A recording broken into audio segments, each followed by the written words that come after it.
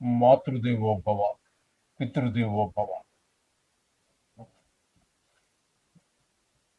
October నెల 2025 సంవత్సరం నెల రోజుల పాటు గోచార ఫలితం ఏ ఏ రాశుల వారికి ఏ ఏ విధంగా ఉంటుంది అనేటటువంటిది సశాస్త్రీయమైన పద్ధతిలో మనం తెలుసుకునేటటువంటి ప్రయత్నం చేద్దాము. ఈ నెలలో ముఖ్యమైనటువంటి కొన్ని పండగలు, ముఖ్యమైనటువంటి ఇంపార్టెంట్ అయినటువంటి పండగలు, ఫెస్టివల్స్ అనండి, చాలా పవిత్రమైనటువంటి రోజులుగా మనం చెప్పుకోవాల్సినటువంటివి. ఒకటి మహర్నవమి, అంటే దసరా నవరాత్రుల్లో వచ్చేటటువంటి 9వ రోజు, దాన్ని మహర్నవమి అంటాము. తదుపరి విజయదశమి అని చెప్పేసి అది ఒకటి మనం చేసుకుంటూ ఉంటాము. నవమి వెళ్ళిన మరుసటి రోజునే విజయదశమి పూజ కూడా చేసుకుంటాము. అదే రోజు సెమి వృక్షానికి కూడా పూజ చేస్తూ ఉంటాము. ఆ విషయాలన్నీ ప్రత్యేకమైనటువంటి మన వీడియోలో చెప్పుకుందాము. ఇకపోతే 10వ తారీఖు ప్రతి నెల వచ్చేటటువంటి సంకటహర చతుర్థి అనేటటువంటిది 10వ తారీఖు వస్తున్నది. 17వ తారీఖున ప్రతి నెలలోనూ కూడా రవి ఒక రాశి నుంచి ఒక రాశికి మారుతూ ఉంటాడు. అది ఇంచుమించుగా 14వ తారీఖు నుంచి 17వ తారీఖు లోపల జరుగుతూ ఉంటుంది.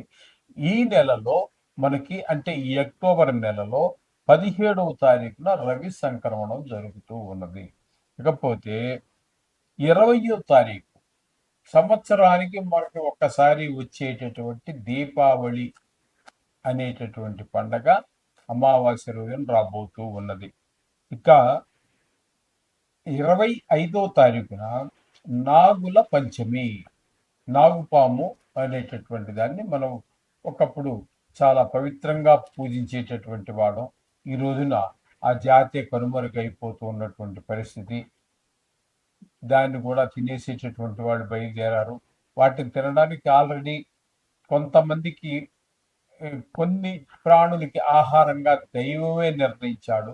కానీ ఈనాడు మానవుడు దేవుడు నియమించిన వాటిని వదిలిపెట్టలేదు, వాటితో పాటుగా మనకి ఆహారం కాదు, వేరే జంతువులకి, వేరే పక్షులకి ఆహారంగా నిర్దేశించబడినటువంటి కొన్ని ప్రాణులను కూడా కోసుకొని తినేస్తున్నాడు.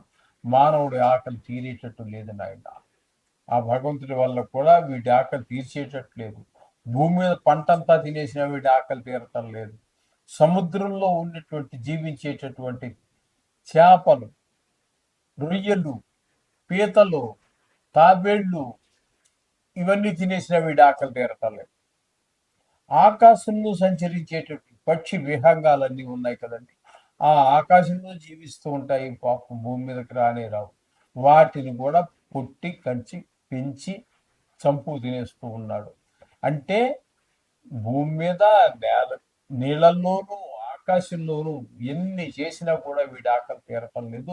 ఇది తీరేటటువంటి దారి కూడా లేదండి ఇవి తీరటానికి.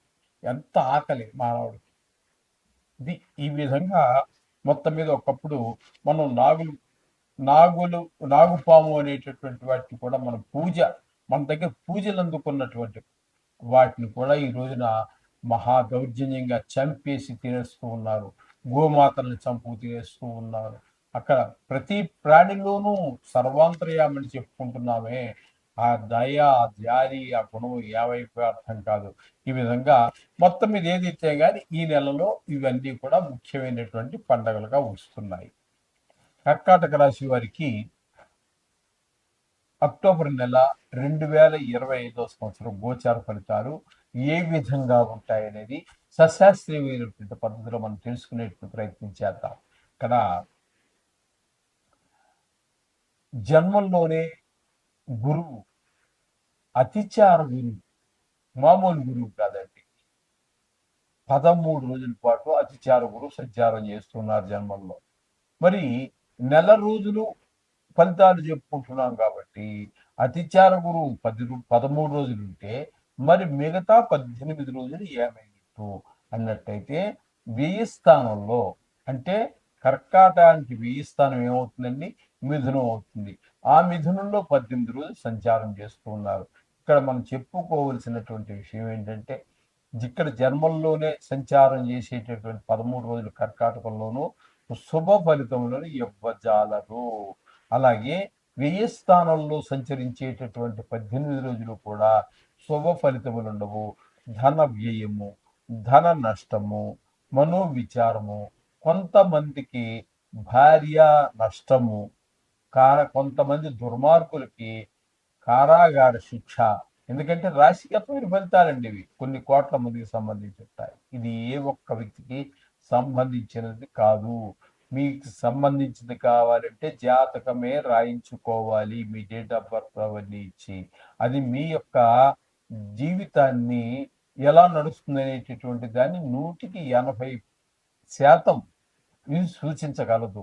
ఇది నిష్ణాతులైన వారు కనుక చెప్పినట్టయితే ఈ గోచార ఫలితం 10 నుంచి 15% మాత్రమే అవుతుంది.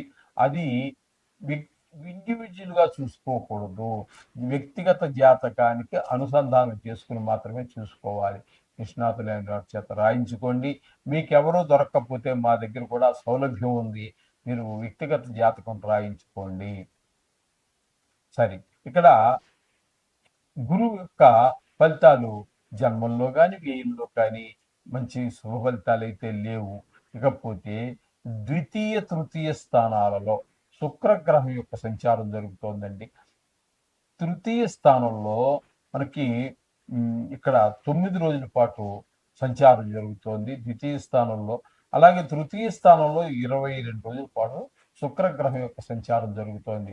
ఈ శుక్రగ్రహం యొక్క సంచారం కనుక మనం తీసుకున్నట్టయితే ద్వితీయ స్థానంలో ఉన్నప్పుడు ధనాదాయం బాగుంటుంది, కుటుంబంలో ఆహ్లాదకరమైన పరిస్థితులు ఉంటాయి, మాట తీరు బాగుంటుంది. ఈ విధమైన ఫలితాలన్నీ ద్వితీయ స్థానంలో ఇస్తే తృతీయ స్థానంలో అందరి యొక్క సహాయ సహకారాలు, ఇంటిలో సభ్యులు, ఇంటి చుట్టుపక్కల వారు, వ్యాపార స్థలంలోనూ ఉద్యోగ స్థలంలోనూ అందరూ కూడా, కొంతమంది తెలిసిన వారు కొంతమంది తెలియని వారు కూడా మీకు సహాయ సహకారాలు అందించేటట్టు అవకాశం శుక్రుడు వల్ల కనబడుతోంది. ఈ శుక్రుడు చాలా వాటికి కారకత్వం ఉంది కాబట్టి దీనికి మీరు సినిమా రంగానికి సంబంధించిన వారికి, టీవీ రంగంలో ఉన్నటువంటి వారికి అనుకూలమైన పరిస్థితి ఉంటుంది. అలాగే షేర్ మార్కెట్లో పెట్టుబడి పెట్టేటటువంటి వారికి కూడా చాలా అనుకూలమైన ఫలితాల్ని ఇవ్వబోతూ ఉన్నాడు శుక్ర భగవానుడు. ఇకపోతే ద్వితీయ స్థానంలో కేతు గ్రహ సంచారం కూడా జరుగుతోందండి. ఇది మాత్రం అనుకూలమైన ఫలితములని ఇవ్వజాలదు. ధనానికి దీనిలో ఉన్నటువంటి శుక్రుడు మీకు ధనానికి లోటు లేకుండా ఆయన చూస్తుంటే, ధనం రాకుండా మీకు ఆదాయం తగ్గడానికి కేతువు పనిచేస్తూ ఉన్నాడు. ఇక్కడ ఒకే రాశిలో ఉన్నటువంటి 2 గ్రహాలు 2 రకాలైనటువంటి ఫలితాలు ఇస్తూ ఉన్నాయి. సర్వసైన్యం, మన కుటుంబంలో నలుగురు ఉంటాము, ఒకరో ఇద్దరు సంపాదిస్తారు, మిగతా వాళ్ళు అందరూ వాళ్ళ ఖర్చులు వాళ్ళు, స్కూల్ ఫీజు కట్టాలని ఒకడు, బైక్ బాగు చేయించుకోవాలని ఒకడు, ఏరైనా కోడిని సంపాదించావని తండ్రి గారు, తల్లి గారు అది నా మాత్రం తెచ్చావని తల్లి, అట్లా ఎవరు చేసే పని వాళ్ళు చేస్తూనే ఉంటారండి. ఒక రాశిలో ఉన్నంత మాత్రాన అన్ని గ్రహాలు ఒకే పని చేయాలనేటువంటి నియమం ఏమీ లేదు ఇక్కడ మనకి.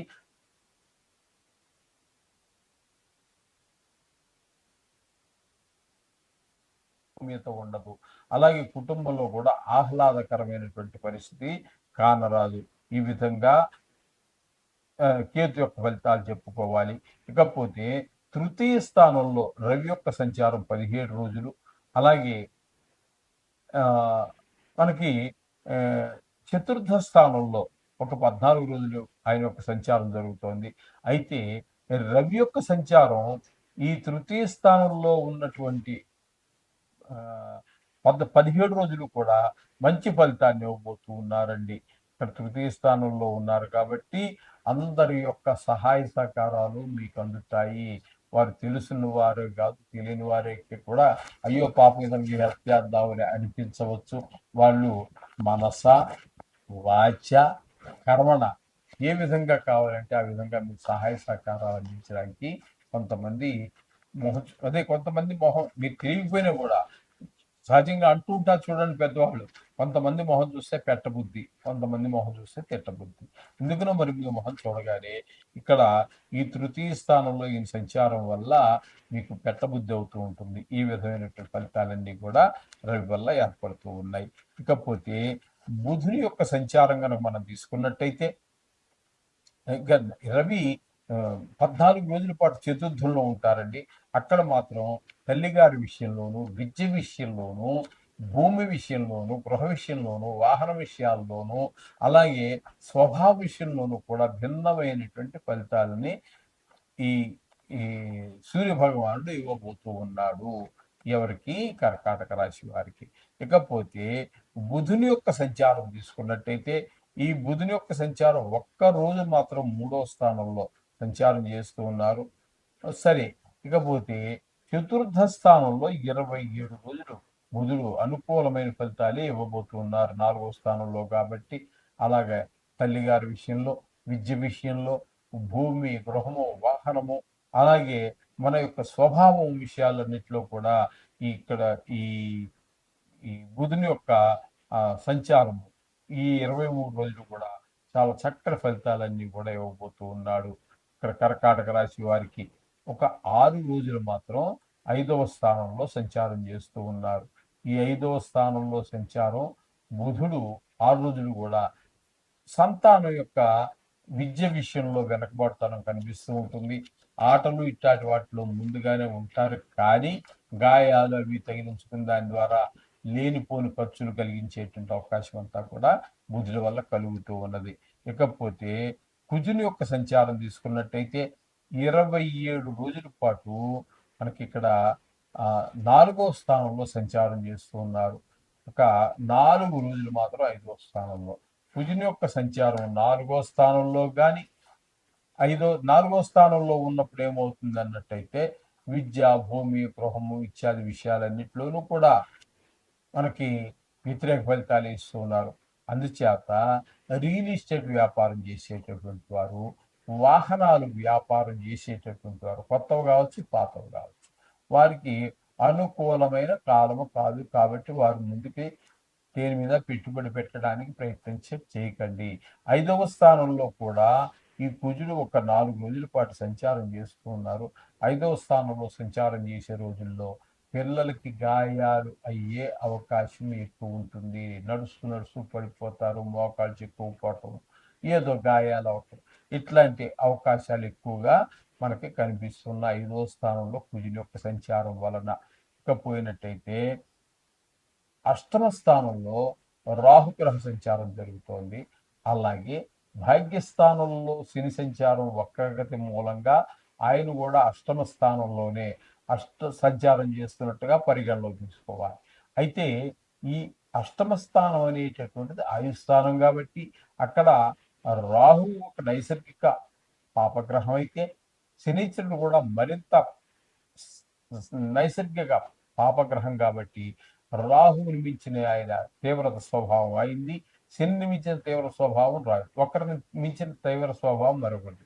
ఇక్కడ ఆయుస్థానంలో 2 గ్రహాలు ఉండటం వల్ల కొంతమందికి మరణం సంభవించవచ్చు, కొంతమందికి ప్రిజనింగ్ అంటే జైలు శిక్షలు విధించబడవచ్చు, అలాగే కొంతమందికి పెద్ద దుఃఖం కలగవచ్చు, కొంతమందికి హఠాత్తుగా ధన నష్టం జరగవచ్చు, కలహాలు కలగవచ్చు, పరాభవాలు, అవమానాలు ఇట్లాంటివి ఎన్నో జరిగేటువంటి అవకాశం స్పష్టంగా గోచరిస్తోంది.